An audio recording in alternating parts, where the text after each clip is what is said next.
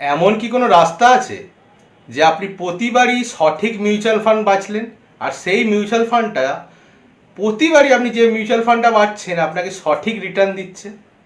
আমরা mutual fund বাছার জন্য সাধারণত কি দেখে থাকি? দুটো জিনিস দেখে থাকি, তার স্টার রেটিং আর তার লাস্ট 5 বছর কি 3 বছরের পারফরমেন্স।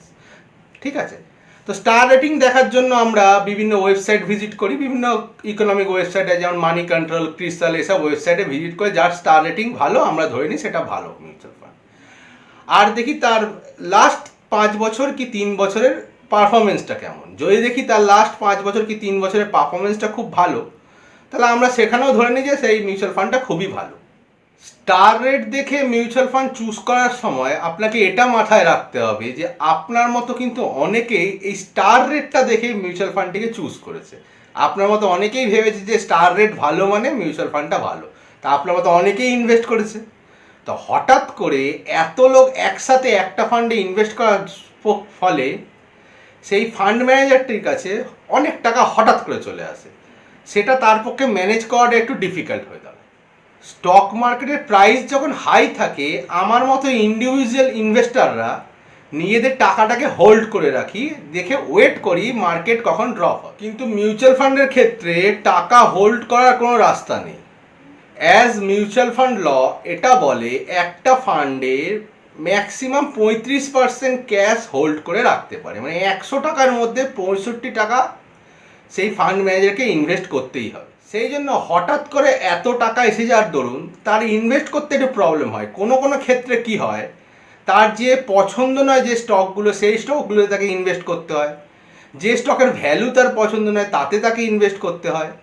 সোজা কথা হলো কি আপনার ইনভেস্টমেন্ট সেখানে কম্প্রোমাইজ হয়, যেটা ভবিষ্যতে আপনাকে ভালো রিটার্ন নাও দিতে পারে। তো স্টার রেটিং দেখে ইনভেস্ট করাটা সবসময় বুদ্ধিমত্তার পরিচয় নয়। এবার বলি কেন পাস্ট ইয়ারের পারফরমেন্স দেখেও ইনভেস্ট করাটা ঠিক নয়। একটা উদাহরণ দিয়ে বোঝাই আপনাদের বুঝতে সুবিধা হবে। ধরুন একটা সাইকেল রেস হচ্ছে, সেখানে একটা সাইকেল আরোহী ফিনিশ লাইন টাচ করার জন্য যে কোনো প্রকার রিস্ক নিতে সে রাজি। তার কাছে সেফটির থেকে জয় হওয়াটা বেশি বড় কথা। সেই ক্ষেত্রে কি হয়, প্রতিবারই সে বেশিরভাগ সময়ই সে কোনো না কোনো দুর্ঘটনার কবলে পড়ে ফিনিশ লাইন টাচ করতে পারে না। সেই সাইকেল রেসে আরেক প্রতিযোগী যার কাছে নিজের সেফটিটা আগে, সে ভাবে আমি যদি সেফলি খেলতে পারি আমি ঠিক মানে ফিনিশ লাইন টাচ করবই। এবার প্রথম প্রতিযোগী কোনো কোনো সময় জিতে যায়, কিন্তু তার অল ওভার রেকর্ড দেখলে সে যদি 15টা রেস খেলে থাকে তার মধ্যে 10টা সে হেরেছে। আর দ্বিতীয় প্রতিযোগীদের অল ওভার রেকর্ড দেখলে সে যদি 20টা রেস খেলে থাকে তার মধ্যে 18টা সে জিতেছে। আমি এই উদাহরণটা এই জন্য দিলাম, অ্যাকচুয়াল রিটার্ন জেনারেট করার অনেক রাস্তা আছে। যে মিউচুয়াল ফান্ডটি লাস্ট 3 বছর ভালো পারফরমেন্স দিয়েছে তার অল ওভার রেকর্ডটা চেক করুন। যদি দেখেন তার 20টা বছরের কেরিয়ারে 15টা বছর সে লস করেছে, তাহলে সেই মিউচুয়াল ফান্ডে ইনভেস্ট করাটা বোকামির কাজ। কারণ কি বাকি 5টা বছর ধরে নিন সে রিস্ক নিয়ে ভালো পারফরমেন্স দিয়েছে, কিন্তু সে যে ভবিষ্যতের 5টা বছর বা 2টো বছর বা 3টে বছর যে ভালো পারফরমেন্স দেবে তার কোনো মানে নেই। যে কোনো ফান্ডে ইনভেস্ট করার আগে তার লাস্ট 3-4 বছরের ট্র্যাক রেকর্ড না দেখে তার টোটাল কেরিয়ারের ট্র্যাক রেকর্ড দেখুন। যদি দেখেন সে তার টোটাল কেরিয়ারে ভালো অন অ্যাভারেজ ভালো পারফরমেন্স করেছে, তাহলে আপনি সেই ফান্ডটা চুজ করতে পারেন বা ইনভেস্ট করতে পারেন। কিন্তু যদি দেখেন তার টোটাল 20 বছর কি 25 বছরের কেরিয়ারে সে ম্যাক্সিমাম টাইমটাই লসে গেছে, সেই ফান্ডটা অ্যাভয়েড করাই উচিত। মোদ্দা কথা হলো যে ফান্ডটি তার টোটাল কেরিয়ারে টপ 25-এর মধ্যে থাকবে সেই ফান্ডটাতে ইনভেস্ট করা হলো বুদ্ধিমানের কাজ, কারণ সে অন অ্যাভারেজ আপনাকে ভালো রিটার্নই দেবে।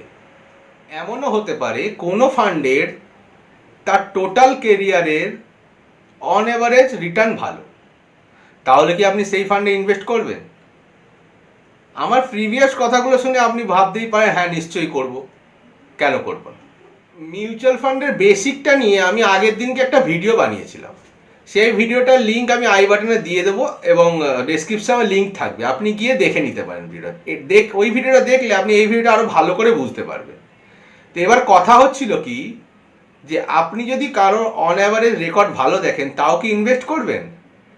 আমি বলবো না, তার আগে আরও কিছু জিনিস দেখার আছে, সেগুলো দেখবেন, তারপর যদি স্যাটিসফাই হয় তবেই ইনভেস্ট করুন। দেখবেন আগে প্রিভিয়াস ইয়ার্সে যে ফান্ড ম্যানেজার ফান্ডটি ম্যানেজ করে রিটার্ন ভালো দিয়েছে, সেই ফান্ড ম্যানেজারই কি বর্তমানে ফান্ডটি ম্যানেজ করছে? যদি দেখেন না ফান্ড ম্যানেজার চেঞ্জ হয়ে গেছে, তাহলে সেই ফান্ডে ইনভেস্ট করার আগে আগে সেই ফান্ড ম্যানেজার সম্বন্ধে জানুন। লাইক সে আগে কোনো ফান্ড ম্যানেজ করেছে কিনা, যদি করে থাকে সেই ফান্ডের রিটার্ন কেমন ছিল। অ্যাকচুয়াল ফান্ড ভালো মন্দ হয় না, ফান্ডটা টোটালি নির্ভর করে সেই ফান্ডটার ম্যানেজার তার সেই ফান্ডটিকে কীভাবে কন্ট্রোল করে। ফান্ড ম্যানেজার ভালো কি মন্দ বুঝবেন কি করে? প্রথমে দেখবেন উনি পাস্টে ট্র্যাক রেকর্ড কেমন দিয়েছেন। ধরুন উনি পাস্টে 4টে স্কিম হ্যান্ডেল করতেন, তার মধ্যে 3টে স্কিম তিনি লসে রান করিয়েছেন, একটা স্কিম জিতে গেছে, মানে একটা স্কিমে প্রফিট ভালো দিয়েছেন। তো আমার নজরে সেই ফান্ড ম্যানেজারটির পারফরমেন্স খুবই পুয়ার। কারণ কি, আমি ধরে নেব একটা স্কিম সে লাখ বাই লাখ ভালো রিটার্ন দিতে পেরেছে, রিস্ক নিয়ে হয়তো, যেটা আগে কথা বলছিলাম রিস্কের ব্যাপার। তিনি ফান্ড ভালোভাবে ম্যানেজ করতে পারেন না। আপনার হার্ড আর্ন মানি তারই হাতে তুলে দেবেন যে আপনাকে ভরসা দেবে তার পাস্ট রেকর্ড দিয়ে যে আপনাকে ভবিষ্যতে ভালো রিটার্ন দিতে সে সক্ষম। কোনো মিউচুয়াল ফান্ডে ইনভেস্ট করার আগে সেই মিউচুয়াল ফান্ডের পাস্ট এবং প্রেজেন্ট AUM অবশ্যই চেক করবেন। যদি দেখেন কোনো পাস্টে কোনো একটা বছর সেই মিউচুয়াল ফান্ডের কাছে হঠাৎ করে অনেক টাকা এসে গেছে, যখন পাস্টে তার কাছে কম টাকা ছিল, সে বেছে বেছে ভালো স্টকে ইনভেস্ট করত। এমন তো হতেই পারে হঠাৎ করে অনেক বেশি টাকা এসে যাওয়ার দরুন মিউচুয়াল ফান্ডের কনসেপ্ট অনুযায়ী তাকে তো মার্কেটে ইনভেস্ট করতেই হবে। তো ফান্ড ম্যানেজার হয়তো তার পছন্দের আগে স্টকগুলোই বেশি দামে হয়তো কিনছে, বা স্টকের সাথে কম্প্রোমাইজ করছে, বা 35% ক্যাশে হোল্ড করে রেখে দিয়েছে। এই জন্য আমাদের করা ইনভেস্টে ভবিষ্যতের রিটার্নটাও আমরা হয়তো কম পেতে পারি।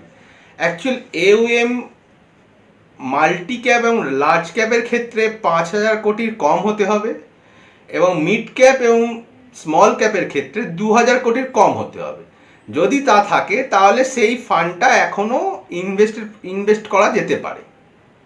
আমাদের শুধু পাস্ট রেকর্ড দেখলেই হবে না, আমাদের দেখতে হবে যে রিস্ক ভার্সেস রিটার্ন কত।